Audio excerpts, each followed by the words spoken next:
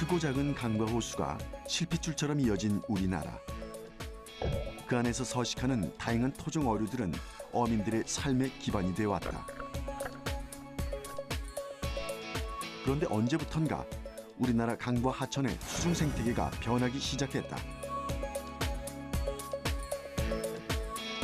배스가 폭발적으로 증가하고 배스에 의해서 그 지역이 점령된 그 생태계 자체가 굉장히 교란된다는 거죠. 뛰어난 생존력과 엄청난 번식력으로 대한민국의 수중 생태계를 장악한 외래종 배스. 배스로부터 우리의 토종 어류를 지킬 수 있는 방법은 무엇일까?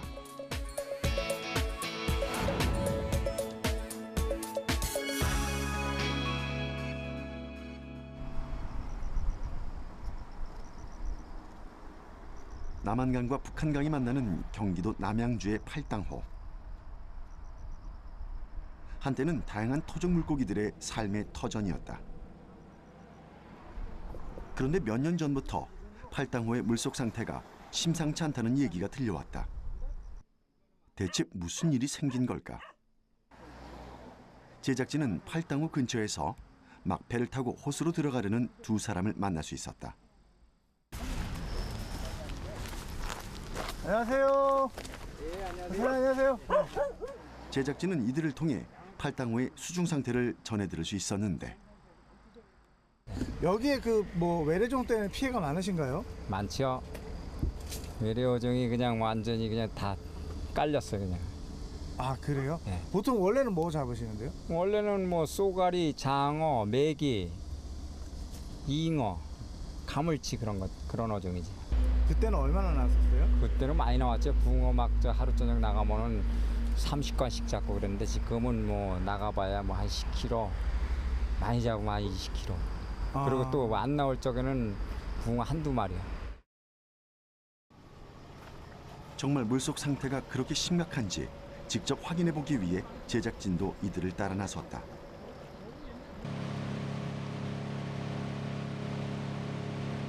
전날 밤 어부가 그물을 쳐놓았다는 곳에 드디어 도착. 과연 그물 안에는 어떤 물고기들이 들어와 있을까? 그물이 묵직한 걸 보면 꽤 많은 물고기들이 잡힌 듯하다. 언뜻 봤을 때는 외래종과 토종 물고기를 잘 구별할 수 없었는데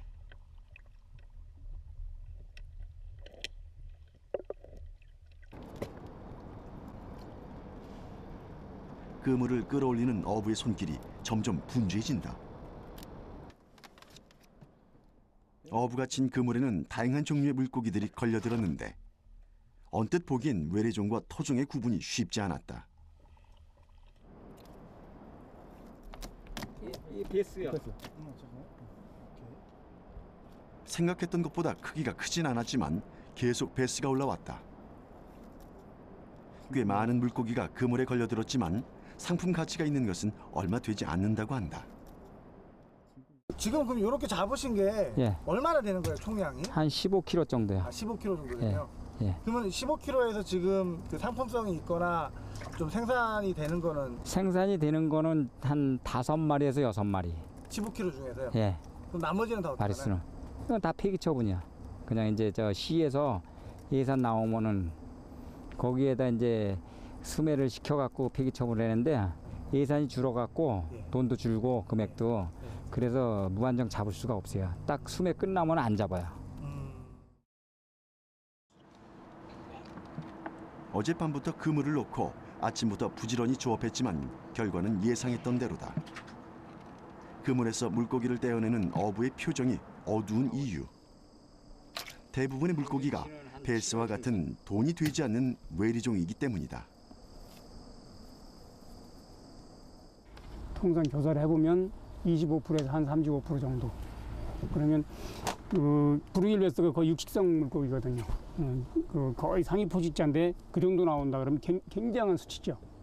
그러니까 그 예를 들어서 그 먹이 피라미드 아래쪽 차지하는 예를 들어 피라미라든가 몰개 같은 거 그런 것들은 보통 한 나오면 어떤 호수 같은 게 40% 넘을 경우도 있어요. 그 정도는 이제 보통 나오는 수치들이거든요. 먹이사슬 제일 아랫부분이니까. 그다음에 제일 윗부분 같은 경우 우리나라에서는 보통 쏘가리라든가 내기 같은 것들. 근데 그런 것들은 거의 1% 남짓 5%를 넘지는 않아요. 근데 이제 브루길 베스 같은 경우는 한 25%, 35% 정도 나오면 이제 엄청난 숫자인 거예요. 그렇게 되면 온전한 생태라고 볼 수는 없죠. 육식성 어종이라는 베스. 큰 것은 7kg을 웃돈다는데 그런 녀석들은 정치망이란 어구를 사용해야 잡을 수 있다. 어우, 큰 거 들어갔네, 베이트. 메기도 한 마리 들어갔네. 예. 엄청 큰 게 있네요. 여기요. 예. 베이스 큰 게 들어갔네. 메기 한 마리, 접비 한 마리, 그리고 베이스.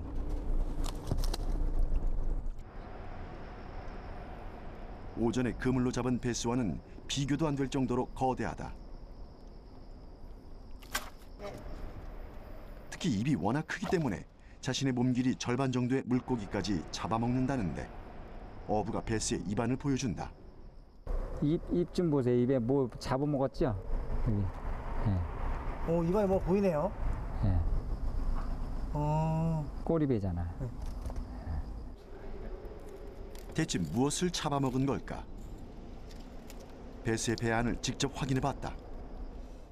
이건 저거 같은데 블루길. 이거는 지금 외래종인데 예. 외래종끼리 잡아먹었네요. 네, 저 베스는요.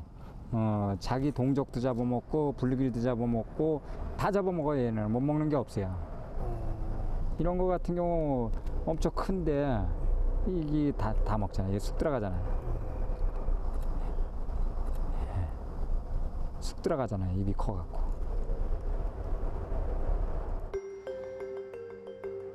베스는 물이 흐르지 않고 정지해 있는 수면을 선호하는 어종이다. 깊이 6m 이내 수초가 많고 유속이 느린 곳을 좋아한다. 팔당 후에 인공적으로 댐이 조성되고 나서부터 변화된 수중 생태계는 베스가 번성하기 좋은 환경이 됐다. 틈날 때마다 팔당호에서 수중생물 생태 조사를 한다는 한국민물고기 생태연구소 송호복 소장. 암수는 구분하는데 이건 암놈. 베스가 토종 어류보다 번성할 수 있었던 데는 또 다른 이유가 있다고 설명한다. 바로 남다른 번식 방법이다. 스스로 이제 부화해서 알아서 커야 되는데 브루길 베스가 생식 방법이 굉장히 독특하죠. 굉장히 특수화되어 있어서 베스 같은 경우는 둥지를 만들고 암놈 위에서 알을 낳은 다음에 알이 부화할 때까지 그리고 부화한 후에 한 2-3cm 정도 클 때까지 어미가 그걸 보호를 해요, 새끼들을. 그러니까 어릴 때 죽는 확률이 굉장히 적어지는 거죠. 순놈이 둥지를 만들고 부화해서 이제 새끼들이 떠날 때까지 어미가 지키고 있어요. 그러니까 그 어릴 때 사망률이 굉장히 적어요. 반면에 우리나라 물고기 같은 토종 물고기 같은 건 대부분이 그냥 알을 풀에 붙이거나 돌 밑에 놔고 그냥 떠나버리죠. 그럼 알아서 부화하고 스스로 커야 돼요. 그렇게 될 경우는 다른 천적들에서 잡아먹힐 확률이 굉장히 많죠. 그러니까 살아남는 그 새끼들이 굉장히 적죠, 상대적으로. 근데 얘들은 거의 잡아먹히거나 죽는 확률이 없이 거의 부화를 하고 어린 개체로 자라날 수가 있어요. 그렇다면 이렇게 많이 잡히는 베스를 대체 어떻게 처리할까? 매년 정부에서 어민들로부터 베스를 수매하고 있다지만 예산이 많이 줄었다고 한다. 결국 어민들의 시름을 덜기에는 턱없이 부족한 실정인데 과연 베스를 퇴치할 방법은 없을까? 전문가들에게 조언을 구해보았다. 흔히 말하는 베스 블루기를 제하는 방법이 일단 작살로 없애는 방법이 있고요. 그 다음에 이제 산란틀을 이용해 가지고 거기에다 알을 낳고 나서 부화하기 전에 알을 꺼내는 방법이 있습니다. 그리고 이제 그물로 해서 후리그물이라 해서 어민들이라든가 지역 주민들이 양쪽에서 끌그물식으로 이렇게 끌어서 제거하는 방법이 있고요. 그리고 또 최근 들어서 저희들이 이제 연구하기 시작한 것이 자연적인 제어 방법으로 해서 우리나라 토속어종 쏘가리라든가 가물치라든가 메기를 이용해서 제거하는 방법이 있다고 말씀드리겠습니다. 실제로 베스가 토종 물고기인 가물치로 인해 개체수가 조절된 사례도 있다. 가물치는 대표적인 육식성 물고기로 매우 공격적인 성향을 가졌으며 최대 1m까지 성장한다. 1969년 베스가 국내에 들어오기 전까지 민물고기 최강자로 군림했다. 실제로 어항에 넣어두었더니 자신보다 몸집이 작은 베스를 공격하는 성향을 보였다. 토종 물고기 쏘가리 역시 가물치와 마찬가지로 베스의 개체수를 줄이는 데 큰 역할을 하는 것으로 알려져 있다. 자연적으로 쏘가리라든가 가물치라든가 메기를 이용하는 방법은 치어들을 얘네들이 쏘가리라든가 먹게 되겠죠. 근데 큰 놈은 못 먹게 되니까 그런 거는 오히려 작살로 잡아냈을 때 효과가 좋은 거죠. 실제로 베스를 직접 잡아내서 제어에 성공한 곳이 있었다. 바로 충청북도 대청호.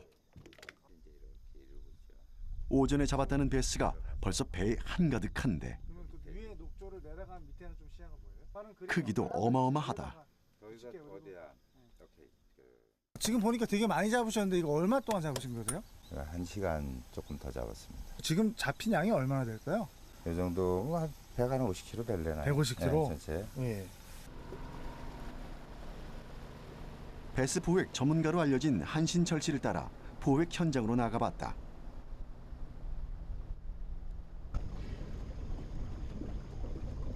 이미 팀원들은 잠수복을 착용하고 어창을 이용해 베스를 포획하고 있었다. 잠시 물속으로 잠수했다 나오면 베스 한 마리를 잡아오는 시기다.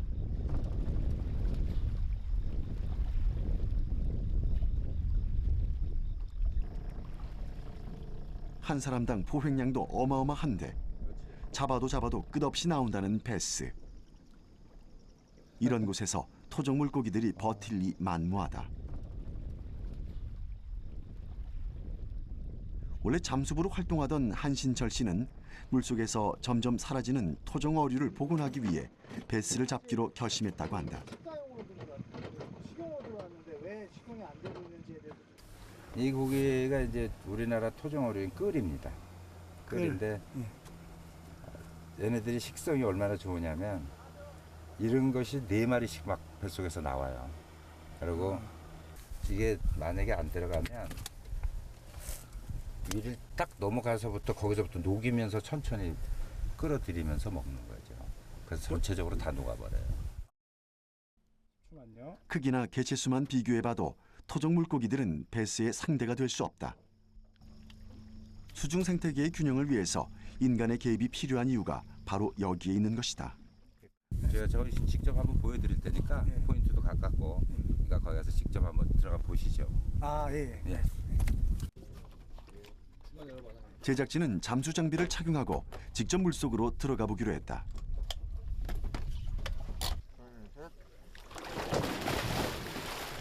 베스가 어떤 식으로 활동하고 또 어떻게 잡히는지 카메라에 담기 위해서다.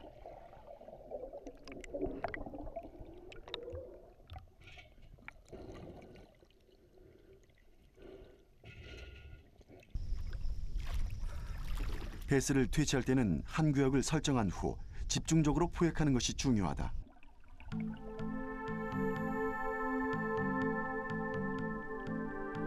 잠수를 한 후 어창을 들고 잠시 기다렸더니 놀랍게도 베스가 몰려들었다. 직접 찾아온 베스에 어창을 꽂으면 포획 성공. 보기엔 간단해 보이지만 수년간의 노하우가 담긴 포획법이다.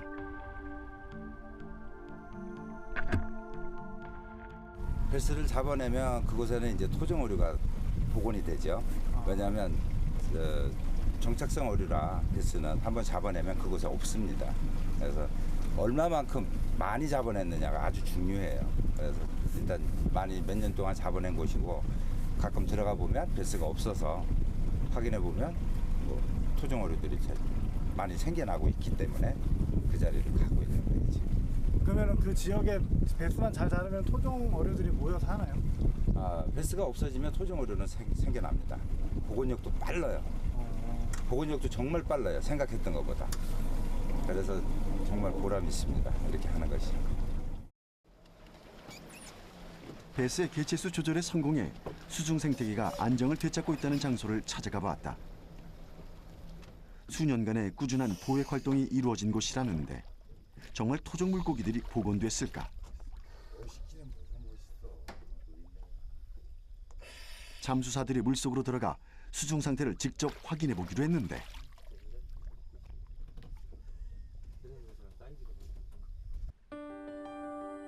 놀랍게도 조그마한 토종 물고기들이 자리를 잡고 있었다. 몇 년 전만 해도 상상할 수 없었다는 풍경, 꾸준한 작업이 이룬 성과다. 지금 이곳은 저희가 한 6년 차 계속 작업을 해서 그런지 지금 큰 베스, 이런 아주 대형 성체들이 굉장히 많았던 지역이거든요. 근데 지금 현재는 거의 찾아볼 수 없습니다. 아주 작은 치어들, 베스 중에는, 그리고 우리 토종 물고기가 그보다 개체수가 많이 늘어났어요.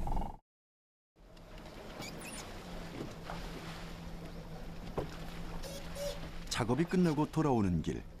먼저 도착한 팀원들은 베스 세척 작업에 한창이다. 지난달에 저희 7월 달인가 한신철 씨 팀을 태운 작업배가 선착장에 들어올 때마다 반갑게 맞아주는 이들이 있다. 바로 오랜 세월 이곳에서 토종 물고기를 잡아 생계를 꾸려온 동네 주민. 많이 잡으렸어. 지금은 작은 것밖에 없어. 많이 잡았죠? 네, 많이 잡고 이거 잡으면서 저기 눈친다던가 뭐 쏘가리 많이 나와요. 겨울에는 이제 빙어도 좀 나올 거고, 해마다 빙어 좀. 빙어 많이 나와요. 예. 작년에도 많이 나왔어. 큰 거 많을 때는 전혀 안 나왔어요. 막 없어. 진짜로 없어.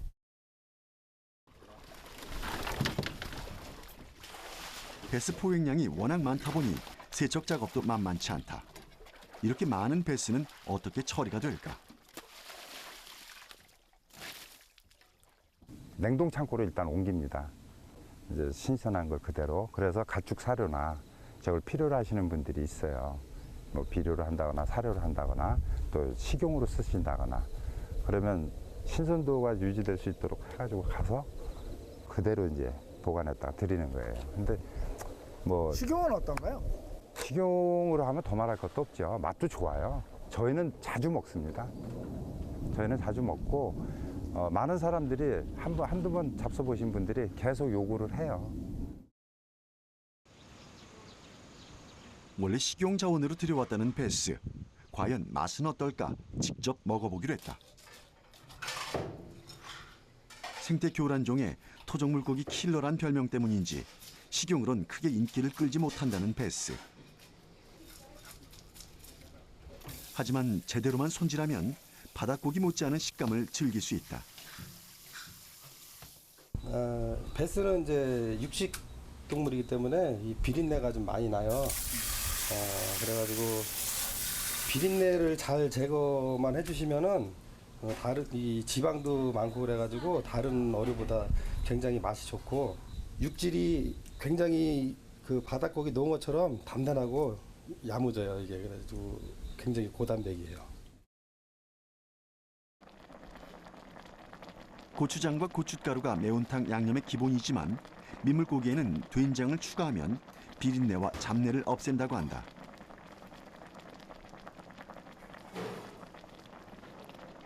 깻잎과 같은 향이 강한 채소를 올려주고 마지막으로 수제비를 넣어주면 민물고기 특유의 흙냄새까지 잡을 수 있다.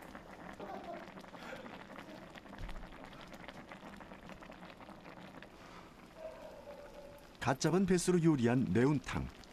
제작진이 직접 먹어보고 그 맛을 판단해보기로 했다.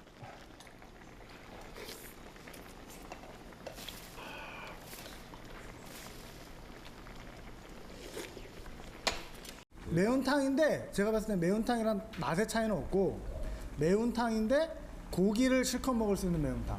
그러니까 잔갓이 많은 그 민물 매운탕 말고 굵직굵직한 고기 많이 먹을 수 있는 매운탕 그런 느낌이 납니다. 베스는 국내와 달리 미국과 일본, 중국 등지에서 고급 민물 어종으로 꼽힌다. 국내 낚시꾼 중에도 쫄깃한 맛의 베스회나 베스찜을 즐기는 이가 많다. 잘못된 선입견만 바로잡는다면 베스를 식용 자원으로 활용하면서 생태계 교란 정도 줄이는 일석이조의 효과를 거둘 수 있다. 근데 언제까지나 사람이 잡아낼 수 없고 언제까지나 산란틀로 할 수는 없죠. 그럼 마지막 최종적으로는 생태계 스스로가 조절하게끔 해가지고 외래어종이 우리나라에 들어와서 조절하는 것이 가장 좋은 방법이라고 생각이 됩니다. 특히 우리가 지금 먹고 있는 배추라든가 제가 알고 있는 뭐 고추라든가 여러 가지가 우리 사실 외국에서 들어온 거거든요. 그리고 외국에서 들어온 것들이 서서히 생태계가 안정화되면서 서로 조화롭게 살아가듯이 마찬가지 베스 블루기를 또 언젠가는 우리나라의 생태계의 어떤 일원으로서 같이 이 우리나라 생태계에서 어울리면서 같이 잘 살 수 있을 거라고 생각이 됩니다. 육식성 어종으로 왕성한 번식력을 가진 베스. 이미 수십 년 전 이 땅에 들어와 정착에 성공했기 때문에 단순한 차단 혹은 보획만으론 베스 문제를 해결할 수는 없다. 대신 현장 전문가들과의 협업을 통해 베스의 개체수를 조절하고 토종 어류를 보호하는 등 공존을 위한 노력에 더 많은 관심을 기울여야 할 것이다.